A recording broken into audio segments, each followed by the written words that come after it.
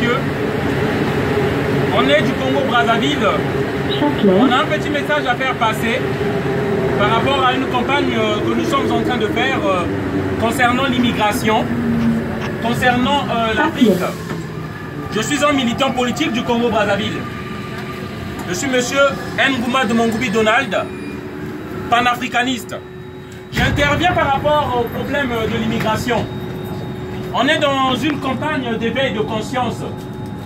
À savoir que on fait souvent comprendre aux Français que l'immigration est due à la pauvreté des Africains qui sont toujours derrière le système social français, le système de santé français. Voilà.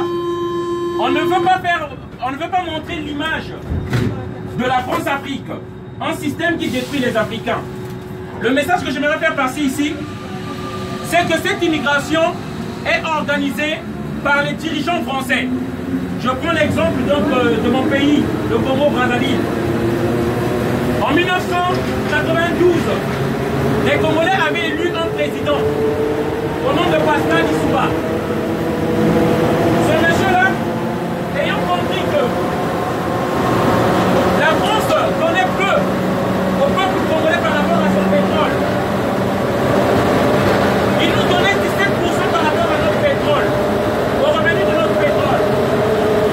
Ce monsieur va négocier le contrat à 37%, ce qui ne va pas plaire à la France.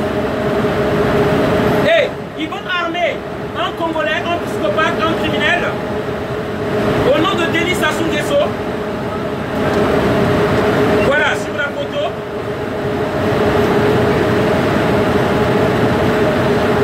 Un psychopathe au nom de Denis Sassou Nguesso, là avec François Hollande. Ce monsieur, c'est le plus grand criminel d'Afrique centrale. Tous les opposants politiques sont en prison. Ce monsieur est responsable de la destruction du Boeing UTA dans les années 90, où sont morts les Français. Mais au nom des intérêts français, il est protégé par le système. Et nous venons ici pour venir dénoncer cela. Les guerres en Afrique, la déstabilisation en Afrique, sont provoquées sciemment, volontairement. Ce n'est pas tous les pays d'Afrique qui sont pauvres. Ce n'est pas tous les Africains qui viennent ici parce qu'ils sont pauvres chez eux. Je tiens à rappeler le Congo-Brazzaville, dans les années 2012-2013, produisait 290 000 barils de pétrole par jour. On a l'or, on a le diamant, on a tout chez nous. Pourquoi la population croule sous le seuil de pauvreté? Simplement parce que tout notre argent est donné aux dirigeants français afin qu'ils n'enlèvent pas le dictateur qui est en place, M. Denis Sassou Nguesso. Comme je viens de vous le montrer sur la photo. Il y a une relation incestueuse entre les dirigeants français, les élus français et les dictateurs africains. La photo là, nous voyons François Fillon avec la même personne, Denis Sassou Nguesso et Blaise Compaoré, au milieu des dictateurs. C'est cette relation qui appauvrit l'Afrique.